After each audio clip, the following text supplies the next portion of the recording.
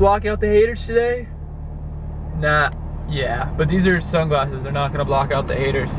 They're only gonna block out the sun. Now, these block out the haters. If you guys are OG, you know what these are. Ghetto shade. This upcoming bump right here sucks, and I have to go up it and down it 3 or 4 times a week because it's where I have my job. Yes, I do have a job. Oh, this is gonna suck. This is gonna suck.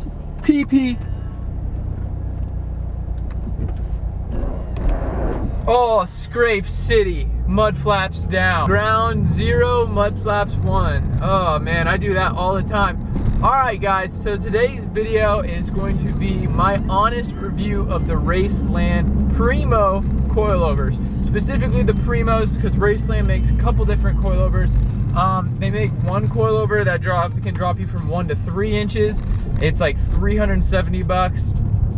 The next coilover they make is like, I think it's called the Raceland Ultimos, which drops you 2 to 4 inches, and it's $399.99. And the third style of coilover they make is the Raceland Primos, and that's what I have on my car right now. The Raceland Primos are $530.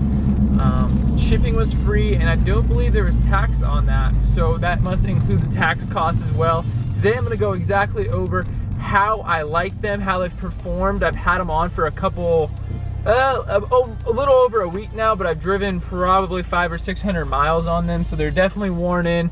And I'll get into everything about it, the pros, the cons, the negatives and the positives, which is just the pros and the cons. So sit back, relax, and listen to my review. I'll tell you guys if I think they were worth the money or not. All right, so let's get into it. The Raceland Primos, they are a cheaper coilover for sure. They're $530. They have dampening adjustments, up to 15 different ones, I believe, and that is for the front and the back. The Ultimos, which I don't have in my car, are the cheaper version. They are $130 cheaper, but they just do not have the dampening adjustments. When I first got the Raceland Primo coilovers on my car was slammed, and that wasn't even anywhere close of where it can be. So this car with the Raceland Primos could be literally like touching the ground, like crazy slammed, especially if you take the collars off and you just have the spring perch all the way at the bottom. You can get slammed with these coilovers. The coilovers will give you the height adjustment you want. So they go down from 2 to 4 inches, and it is a big drop. I don't have them anywhere near slammed right now. I did raise them up to where my tire is in line with the body of my car. So the first thing I felt when I got in the car after I had them on was, wow, this is extremely low. But not only that, I felt it was super stiff in 2 different senses. If I went over any bumps, and this is still true today, you're gonna feel every single bump in the road, that's for sure. And that's pretty much gonna happen with a lot of aftermarket suspensions, unless they're thousands of dollars. So you're gonna feel that no matter what, anywhere. The second thing I felt was that cornering in the beginning, taking corners, was not good. And I believe that had to do with the coils not being worn in yet. So that first day and a half where I was driving around, only had less than 100 miles on the springs. I didn't particularly like it, to be honest, because it wasn't as good as my last set of struts and springs, which is the OEM struts and springs. So I was a little concerned at first that these coilovers weren't gonna give me gains in the fact that I wasn't gonna be able to corner as well. My handling just simply wasn't gonna be as good. But after riding them out for a week and a half, I definitely feel different. It's nice now. It's really nice. Cornering is a lot better. It just took time for those springs to wear in, be able to act like springs and not be so stiff. It took time for that to happen. Not necessarily just time, but miles. Miles on the car made that happen. So at first I was saying it would take about 24 hours for the car to settle in, and that wasn't true. The car really settled in after a couple days, simply because I drove a couple hundred miles in those days, and then I felt a huge difference. And I was doing some research on the internet, and they definitely, and a lot of other people said the very similar things, that not only Racelands, but other coils in general, you have to give them a few hundred miles before they will actually respond the way they're supposed to and the way they're designed to. Right now, the handling in this car is definitely better than it was when I had stock suspension. And not only that, my car is lower, which is essentially, in a sense, should make the car handle better, considering its lower center of gravity, all of that. But I believe that the handling and the cornering is better, even if the car was as high as the stock ride height, it would be a little bit better with the Racelands. Now, these coilovers aren't gonna give you the absolute best cornering a coilover would give you. They're not gonna have all these different camber adjustments and toe adjustments, all that other They're $530, right? So they're definitely a cheaper side of the coilover industry. But in my opinion, are they worth it? Should you go out and buy yourself these coilovers, the Raceland Primos? I'm 100% satisfied right now that I made the purchase to get these coilovers. Another thing I noticed is when you're around the 20 to 25 mile marker, 25 miles an hour. I don't know if this is all coilovers or just Raceland, but there's some noise. There's like a little boom, boom, boom, boom, boom, boom, boom, boom. And it just sounds like the wheels spinning. I don't think it's anything I need to worry about, but there is that, and I'm not sure if that's just Raceland or that's just coilovers in general. So I'm gonna go over the pros and cons really quick and an overview of what I've already said. There is more noise throughout the car, okay? So that's one con. Another con is you're gonna feel every single bump in the road.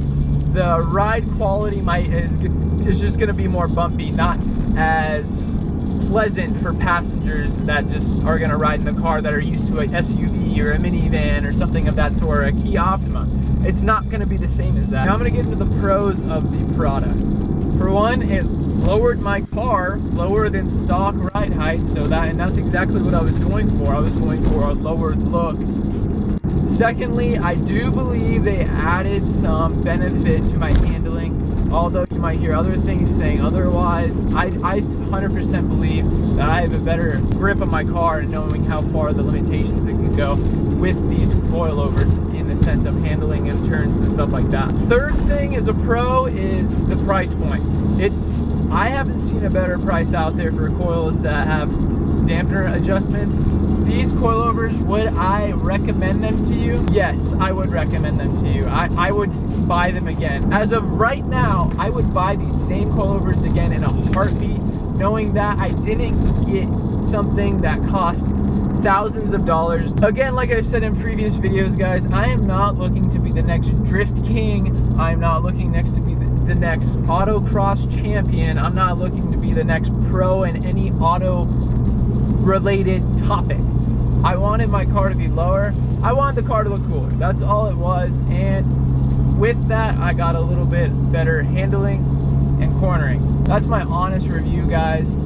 For the price point of this product, I believe the pros outmatch the cons, and I believe this is a good product for what the price is. It's an incredible price for lowering your car, considering the competition. So yes, I believe this product is worth it. And lastly, I'm gonna add this because I think you guys think I might be swayed in saying this. I am not getting paid to say this at all.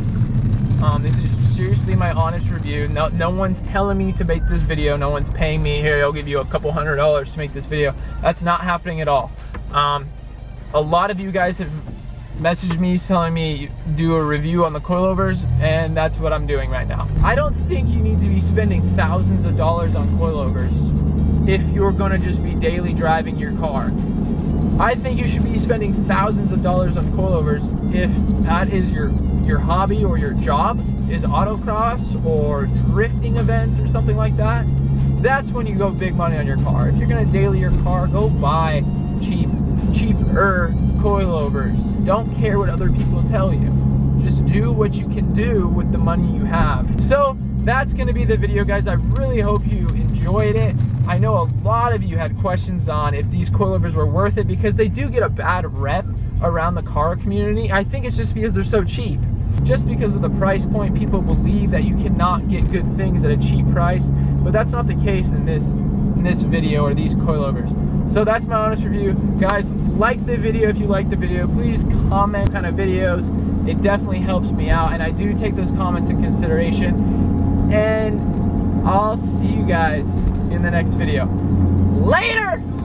Hit it, booty! Booty going up, down. I ain't got no problem spending all of my money.